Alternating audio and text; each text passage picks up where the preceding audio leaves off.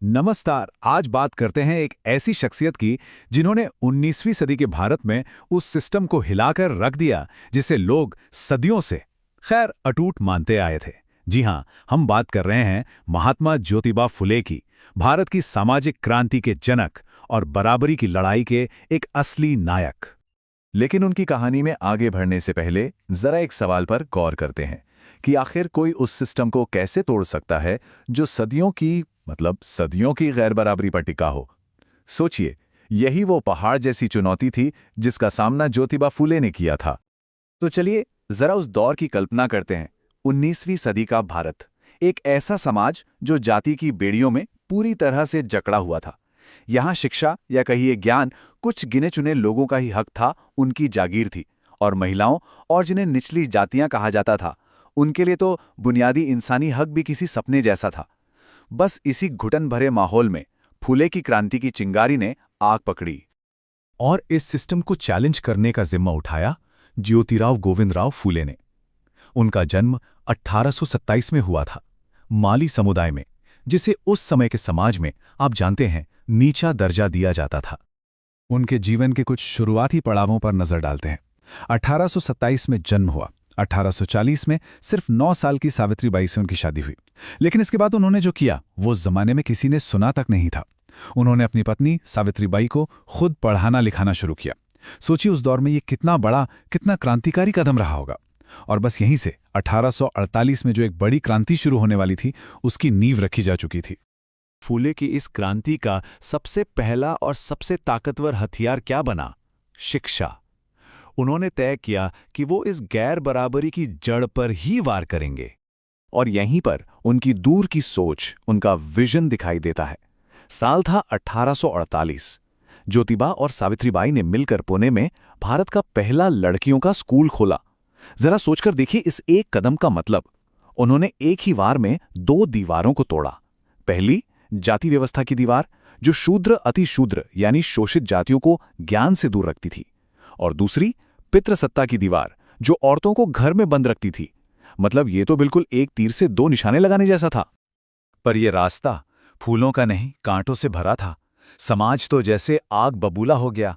उन पर ताने कसे गए, उन्हें बेइज्जत किया गया। और इतना ही नहीं, रास्ते में चलते हुए उन पर पत्थर और कीचड़ तक फेंके गए। लेकिन वो दोनों अपने मिशन से 1 इंच भी पीछे नहीं हटे। ये लड़ाई सिर्फ एक इंसान की नहीं थी, ये एक पार्टनरशिप थी, एक टीम की लड़ाई थी। ज्योतिबा ने सावित्रीबाई को पढ़ाकर सिर्फ एक पत्नी नहीं, बल्कि एक क्रांतिकारी साथी तैयार किया था। और नतीजा, सावित्रीबाई फुले भारत की पहली महिला टीचर बनी।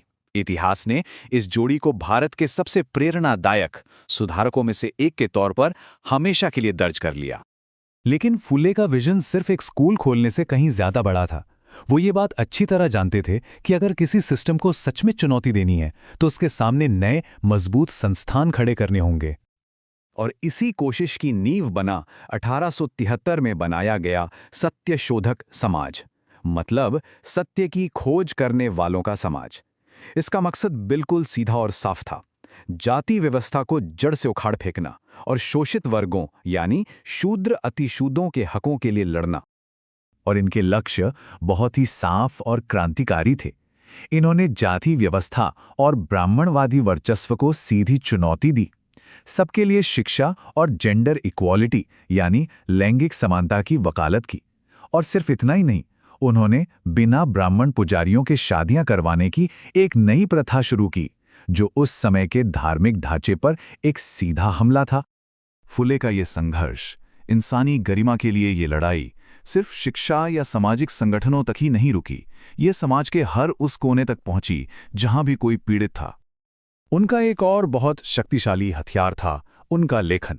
1873 में उनकी एक किताब आई, गुलामगिरी। ये किताब समझिए एक वैचारिक विस्फोट की तरह थी।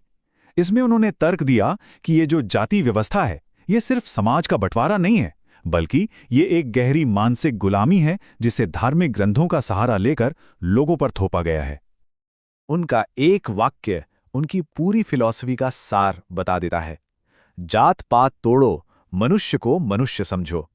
कितना सरल लेकिन कितना क्रांतिकारी विचार है ये। यूनिवर्सल ह्यूमैनिज्म का इससे बड़ा आह्वान क्या हो सकता है? और उनकी ये करुणा, उनका ये काम कई अलग-अलग रूपों में सामने आया। उन्होंने उस दौर में विधवा पुनर्विवाह का खुलकर समर्थन किया, जिसे समाज में पाप माना जाता था। 1853 में उन्होंने गर्भवती विधवाओं को एक सुरक्षित जगह देने के लिए बाल हत्या प्रतिबंधक गृह की स्थापना की।